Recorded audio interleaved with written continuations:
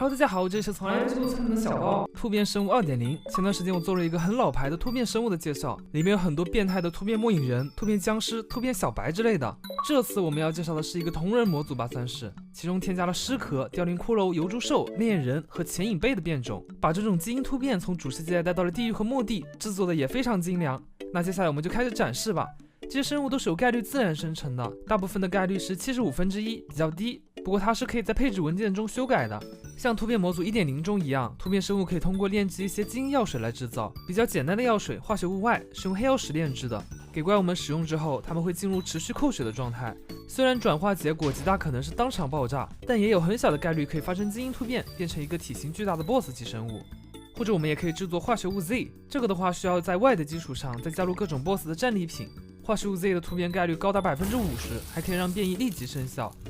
OK， 那么接下来开始生物的展示。第一个是变异尸壳，这个的话和 1.0 中的变异僵尸技能基本上一模一样，不过体型要更大，毕竟原版两种的生物属性也差不多。不过咱们还是得先介绍一遍啊。第一个的话是地面猛击，可以砸出一阵地震冲击波，造成大量的伤害。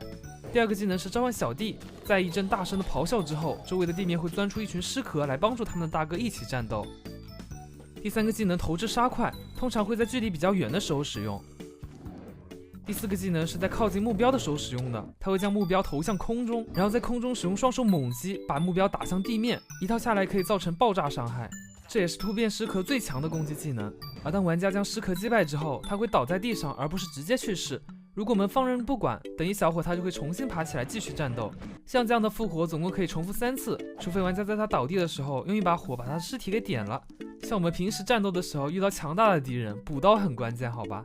然后它的掉落物不一样了，变异僵尸给我们的是一个大锤子，可以释放锤地板的技能，特别帅。而现在这个变异尸壳给我们的是一个仙人掌的壶，我们可以用它打出一杯仙人掌的汁，它可以像牛奶一样清除所有的效果，并且给我们一个短暂的饱和、生命回复还有伤害吸收的效果。最强的是可以无限使用，这个仙人掌壶对于在沙漠中的旅者来说简直就是神器，好吧，干净又卫生啊，兄弟们。哦，对了，在配置文件中的话，我们是可以更改突变尸壳的外形的，它的身上可以插上仙人掌，感觉加了仙人掌之后更帅了。下面一个是凋零骷髅的突变体，凋零骷髅是近战的专家，走起路来摇头晃脑的，拽的不行。我还发现了一个小特性啊，就是我们按下 ESC 之后，它的头会疯狂旋转，就离谱，不知道是不是作者故意这么设置的。突变凋零骷髅手持2把虚幻的凋零大剑，好像可以直接砍到人的灵魂似的，打起人来像在转呼啦圈，攻击的时候会造成大量的伤害，还有击退和凋零效果。然后它的胸口有非常外凸的肋骨，像一个张开的夹子一样，这些肋骨其实也是有作用的。当靠近生物的时候，它可以用肋骨压碎目标，造成高额伤害，并且将目标击退很远很远。而当目标距离它很远的时候，它又会发起一次飞扑，就好像被饿了10天没有吃饭的村民突然看到了粮食一样，一下子扑得超级远。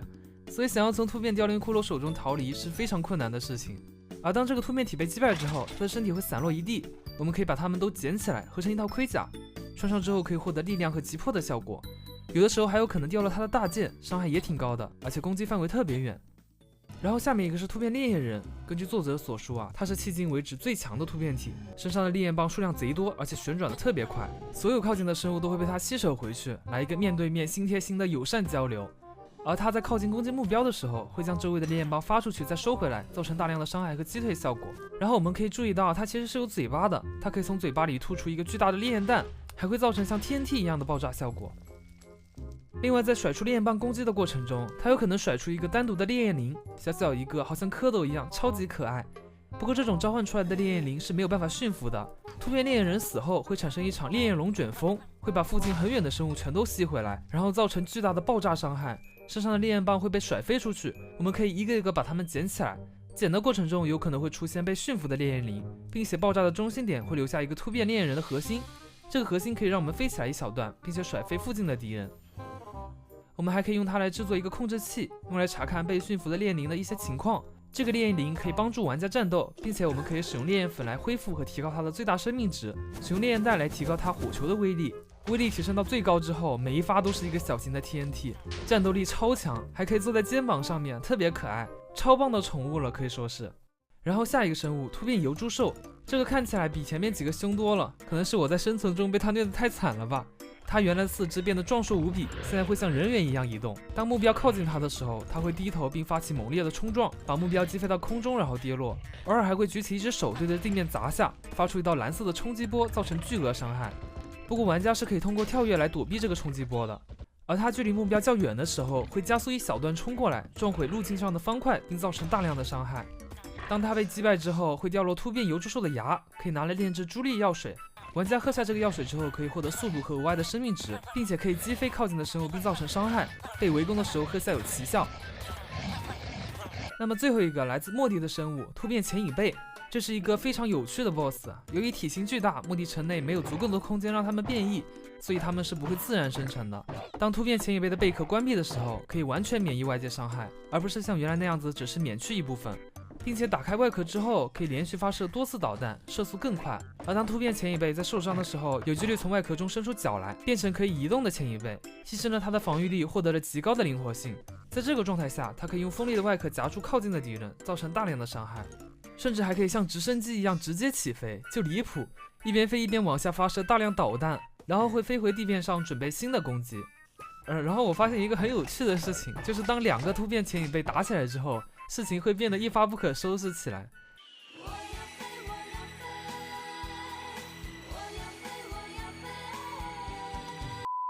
我们将突变前影背击败之后，它会掉入一个特殊的前影盒，放在地面上的时候是不能当箱子使用的。样子是一个失去了摇柱的突变前影背，它的作用有点像展示架，不过展示的东西是生物，它可以把靠近的生物捕捉起来，并且在里面是完全免疫伤害的啊，包括玩家也是可以躲在里面的。太大的生物是不行的，就像铁傀儡或者 BOSS 之类的。然后里面的生物是可以主动攻击的，放个小白还可以拿来当炮塔啊，不过打的可能是自己。个人感觉很适合搭配前面的烈焰灵使用，那样的话这就是一个无敌的火焰炮台了。OK， 那么以上就是这个模组的全部生物了，内容还是非常丰富的，没有坏了突变生物 1.0 版本的名声，好吧？那么视频的最后，长按点赞支持一下小包吧，我们下期视频再见，拜拜。